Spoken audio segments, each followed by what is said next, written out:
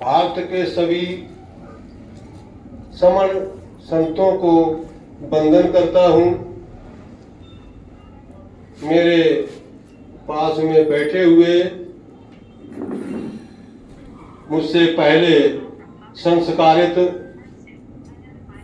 मुझे आपके श्रद्धेय परम श्रद्धेय चंद्रा साहिब, जिनके संस्कार उत्सव का साक्षी बनने का मुझे सुअवसर मिला, मैं बड़ा गर्व महसूस करता हूँ कि उन्हीं के द्वारा आज मेरा संस्कार हुआ है। मैं उनको भी वंदन करता हूँ। मैं उन सभी समणों को वंदन करता हूँ जूम पोर्टल पर रात के 11 बजे, 11:30 भी बज जाते हैं कभी कभी, रात दिन एक करके सभी समणों को जोड़ने का कार्य कर रहे हैं। लोगों के प्रश्नों के उत्तर दे करके सबको शांत कर रहे हैं। तो रात दिन काम करने वाले सभी समणों को भी मैं वंदन करता हूं जो इस महान अभ्यास, महान आंदोलन में लगे हुए हैं। इस हाल में मेरे साथ मेरी पत्नी बैठी हुई है। कई मौकों पर मुझे धम्म से पतित होने में आपने मुझे बचाया है। हमेशा पग पग पर मेरा हौसला बढ़ाया है। विषम परिस्थितियों में मुझे शांत रहने और संघर्ष करने का हौसला दिया है। उनका आभार व्यक्त करता हूँ। इस धम्मा हाल में सभी समण बहनों का और सभी समण सर जो यहाँ पर मौजूद है, बाकी जो बाहर मेरी आवाज सुन रहे हैं, सभी के लिए दीर्घायु, सुख समृद्धि हेतु व उनके मंगल की कामनाएं करते हुए त्रिवार संगम नमामि, संगम नमामि, संगम नमामि करता हूँ। शायद मेरी जीवनी आप लोगों के हाथ में, कुछ लोगों में पहुंची होगी और बटी गई होगी। तो विषम परिस्थितियों में मैं कक्षा 8 तक तो कुछ किताबें पढ़ने को मिलती रही। परिवार इतना ज्यादा विपन्न था कि मैं किताबें भी नहीं खरीद पाता था। कॉपी उनकी खरीद के ही इंटर तक की शिक्षा ग्रहण की। हालांकि बीएमएस करने का मेरा पूरा मन था। मेरे साथ में ग्राम सेवक शर्मा थे, मेरे साथ के थे, वो मुझे सहयोग करते थे। लेकिन पिताजी अचानक बीमार पड़ गए और वो 1 साल तक लगातार बीमार रहे।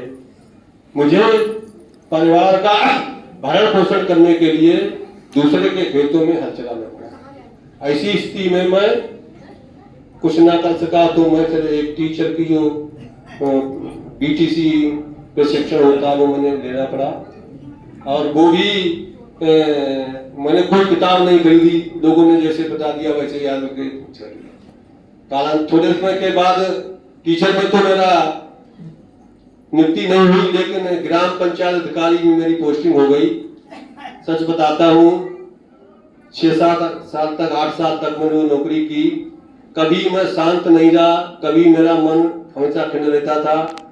कोई भी किसी प्रकार का सील मैं पालन नहीं कर पाता था। सारे सीलों का मुझसे पतन हो जाता था। मैं चाहता था कि मैं नौकरी को छोड़ दूं, लेकिन परिवार के पालन पोषण का मेरे ऊपर दायित्व था। लेकिन जैसे ही मेरा टीचर में जूनियर हाई स्कूल में चयन हुआ, मैंने तुरंत उसको रिजाइन कर दिया और अध्यापक में। आज मेरा ये संत समाज में जन्म हो रहा है।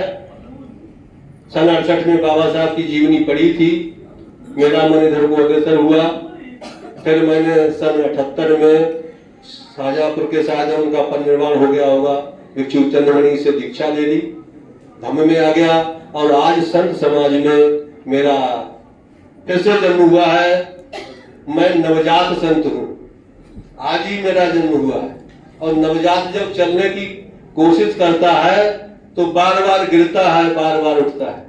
मैं समाज से अपेक्षा करता हूँ समाज से अनुरोध करता हूं, समाज से विनती करता हूं कि अगर मुझसे कहीं भी धर्म के मामले में कोई शील पतन होता देखें, कोई आचरण से ऐसा आचरण देखें जो धर्म के अनुकूल ना हो, तो सार्वजनिक मंच से मुझे आगाह करेंगे कि आप गलत रास्ते पे जा रहे हैं, ताकि मैं अपने संत समाज की मर्यादा को बनाए रखूं।